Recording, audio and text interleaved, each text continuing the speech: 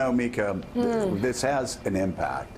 Yeah. It has an impact on not only what members of Congress do or don't do, but also on what members of the administration feel comfortable saying. Yep. What racists from the Daily Storm or what racists that may be at more mainstream news sites are able to say. And yesterday, and what really I think was extraordinarily revealing, and I won't draw any parallels with any fascist countries, but what happened yesterday in a press gaggle has nothing to do with the United States of America and in any other administration. Yeah. Over the past 240 years, a person that did what Kellyanne Conway did yesterday would have been fired on the spot. By the time she left the press gaggle and went back into the White House, they would have already packed up her belongings and would told her, leave by the back door and never talk to us again. Well, that's a good tee up. I mean, the fact is that she's done other things that would have caused this as well. That's why she doesn't come on this show. But this, at this point, is news. I'm going to tell you about that in just a second. But to the point that was being made about these Republicans, and also about what we heard in terms of coming back at the Democrats and Nancy Pelosi for being, quote, racist. It's really important as we cover these spineless Republicans who at this moment in history are incapable of calling out clear and present racism. You know, and it is a big story that they can't do that. This will be remembered. As Joe Biden said in the interview the other day, this is damaging for our country. But to the young freshmen who are really important to the Democratic caucus, who are making waves and also becoming a target of this president, and we want them to succeed, it's important what you say as well. Don't play into these Republicans' hands. That low blow to Nancy Pelosi, saying that she was, you know, had racist overtones when she was talking about their press stuff, whatever. That was a low blow. That was day trading, and it's being used against you. Don't trip over yourself. You're all doing a great job, but you gotta not try and work on trending. Don't day trade. Don't make yourself the story, and don't play into these very weak, spineless Republicans who will do anything to get you. Don't give them ammunition against Nancy Pelosi. You know where she stands. You know where she stands on these issues. You know she's not a racist. To what Joe was referring to, during a press gaggle yesterday morning, White House counselor Kellyanne Conway responded to the president's tweets, telling 4 congresswomen to go back to where they came from by asking a reporter about his own heritage. If the president was not telling these 4 congresswomen to return to their supposed countries of origin, to which countries was he referring? What's your ethnicity? Why is that relevant to this? No, because I'm asking you a question. My ancestors are from Ireland and Italy. Kelly, my own ethnicity is not relevant to the question I'm asking. No, it is, because you're asking about, he said originally. He said originally from. She's asking, Mika, a Jewish reporter, who she knows is a Jewish reporter. She's asking a Jewish reporter what his ethnicity is about. Now, I'm sorry.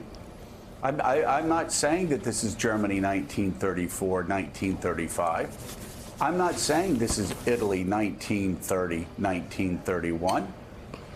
But I would love for the administration to tell me when the hell that's ever happened coming out of the White House in the United States of America, because I don't think it ever has. Conway later tweeted that she meant no disrespect when she asked the reporter about his ethnicity. She wrote, quote, "We are all from somewhere else originally. I asked the question to answer the question and volunteered my own ethnicity, Italian and Irish. Like many, I'm proud of my ethnicity, love the USA, grateful to God to be American." Earlier in the day, Conway spoke about who those 4 congresswomen represented. They represent a dark underbelly in this country of people who are not respecting our troops, are not giving them the resources and the respect that they deserve. So, Mike Barnicle, I really don't know where to begin. Dark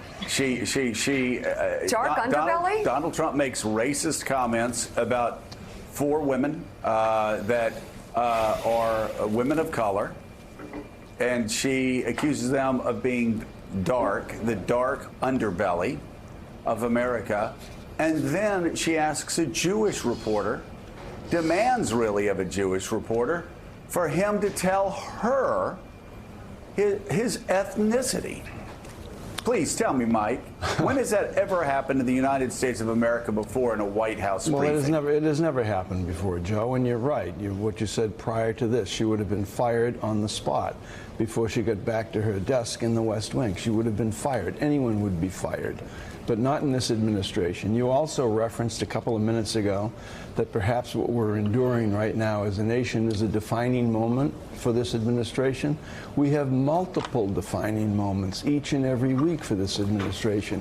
You also mentioned earlier Ronald Reagan's farewell speech, which I happened to have read yesterday again. And he gave it on January 19th, 1989, at a Medal of Freedom ceremony in the White House, in the West Wing. And he awarded the Medal of Freedom to 1 Democrat and 1 Republican, Mike Mansfield, who fought in World War I in the Navy, and George Shultz, former Secretary of State in multiple other positions, who fought in World War II in the Marine Corps. And it's a nod to immigration and what immigration does to provide more strength and resilience to this country. In part, here's what he said. Since this is the last speech that I will give as president, I think it's fitting to leave one final thought, an observation about a country which I love. It was stated best in a letter I received not long ago when a man wrote me and said, "You can go to live in France, but you cannot become a Frenchman. You can go to live in Germany or Turkey or Japan, but you cannot become a German, a Turk, or Japanese.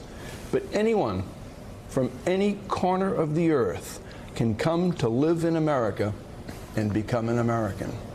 Republicans ought to reread that speech. January 19th, 1989, Ronald Reagan.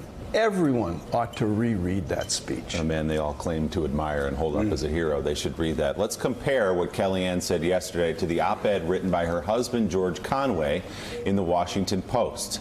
The headline, "Trump is a racist president."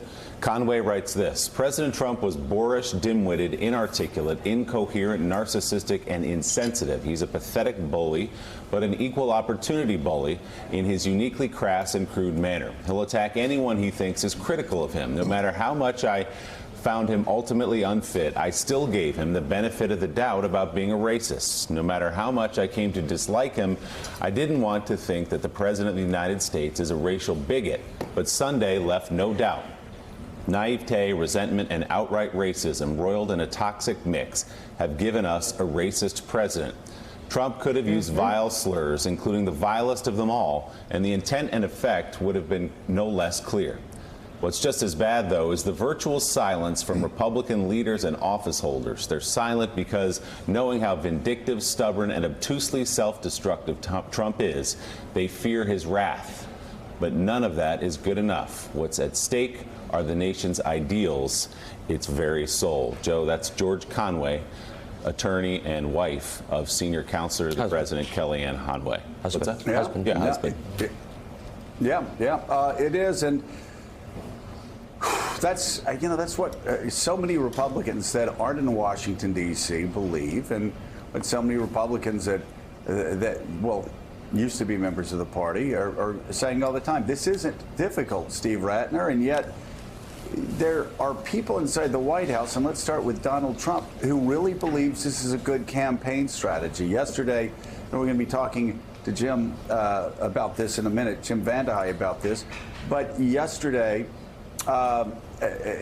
Charlie Cook wrote that there was an intensity among Democrats. I think it's like a +20 intensity of Democrats who believe it is important to get Donald Trump out of office, and they're energized to do that with their vote, compared to only like 52 or 53% of Republicans who believe that it's important to get Donald Trump out of office. And there's this intensity And what Vanda High's reporting is that Donald Trump believes these racist tweets will actually gin up his base. But the short side of this is for every one racist that it gins up 3 people of color or women or college-educated men or working-class men or women who don't want a racist president. And it is so short-sighted. I cannot believe that the president is making this miscalculation, because it will lead. Remember after Charlottesville, his numbers went down? This is going to lead to nothing good for Donald Trump.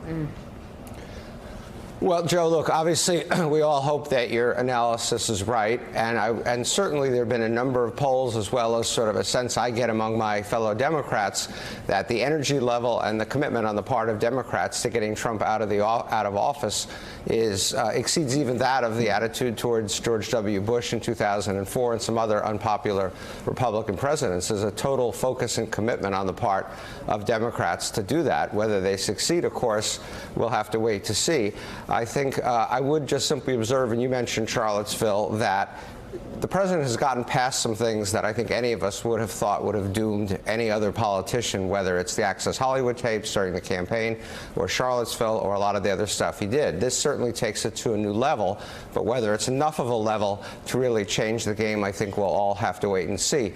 I would make a couple of other points. One, I do think that what's going on in Washington at the moment is going to feed the general public distaste for Washington. I think it's a pretty unseemly scene, sorry for those combined words, to see what's going on went on in the House yesterday, the acrimony, the divisiveness, the utter partisanship, and so forth. And I'm not sure that that is going to be a great outcome. And the other thing I worry slightly about for the Democrats is that Pelosi had distanced herself, 10 days ago in the famous Maureen Dowd column from the so-called squad, said they're just 4 votes. She's now been kind of cemented back to the squad. And so Trump's strategy obviously is going to be to keep her cemented to the squad, to talk about socialists, certainly the dog whistles, maybe the overt racism, but the squad is not going to be helpful, frankly, to the Democrats' chances of taking back the White House. And Pelosi's going to have to, and the rest of the candidates and the ultimate nominee are going to have to navigate their way through that. Yeah, they will. But Mika, again, this does not help Donald Trump. No. In the long run. This is day trading. Any other president that had stayed away from this sort of hatefulness throughout his presidency, and I understand that as a political figure that is central to his brand, but any other president would be sitting above 50% with these economic numbers, would be leading his rivals or her rivals by over 10 points, because he has peace and he has prosperity. And yet in the midst of this, he chooses instead on a Sunday to send out racist tweets. And this is not Donald Trump being crazy like a fox. This is Donald Trump just being crazy. It makes no political sense. Well, for him it does, deflecting and diverting and all that, the 3 Ds, that's the signal. That's his political campaign coming up. But it's also ground noise because he's trying to deflect. Kimberly, I need you to help me understand the connection these Republicans are making. Could we see more? I can't imagine that the men and women in Congress can't do math, simple math, that one way or another, this president is going to let them down. He has got connections to a sexual predator and had parties with 28 calendar girls. That story is brewing. You've got the Southern District of New York and payoffs to porn stars and other things waiting for him when he leaves office. You've got Mueller testifying in a few weeks. I mean, you know this ends badly, right? The math is there. So what is it that has them so pitifully, spinelessly defending a racist? Yeah, I think it's a combination of a few things. One, while yes, it's very difficult for this president and for the Republican Party in general to bank on essentially white men as the future of the party, given that we are a country that is becoming more diverse, not less, they are doing that. The president is holding on to one thing he does have is a pretty inelastic base of support that has not gone down. It did not go down after Charlottesville. It did not go down through his birther comments to the president. It hasn't gone down when he was calling countries S-hole countries. And so he feels emboldened to continue to hammer at this message, really vilifying people of color and immigrants, frankly, as a good campaign message. You also have Republicans who see racism as some sort of third rail that they cannot address head on for fear that there will be some backlash. You see Republicans, people like Senator Susan Collins and Senator Mitt Romney going all the way around to say, well, the comments were over the line, and really refusing to engage on the issue of racism. You have Mitch McConnell, who repeatedly just says the president is not a racist and won't even take a personal note to react how he would feel if somebody slurred his own wife. For some reason, addressing racism is something that Republicans are terribly afraid to do, and Democrats are not. And I think in the long run, that's going to be the ultimate problem for Republicans, because they can't avoid this forever. Certainly not right now, at a time when there are racial divisions in the United States. Yeah. They're at a high point, and people are feeling it. All right, just seems like a basic human value. Kimberly, thank you very much. And by the way, speaking of Mitch McConnell's wife, Mika, she stood behind Donald Trump as support after Charlottesville. That tells you really all you need to know. Thanks for checking out MSNBC on YouTube, and make sure you subscribe to stay up to date on the day's biggest stories. And you can click on any of the videos around us to watch more from Morning Joe and MSNBC. Thanks so much for watching.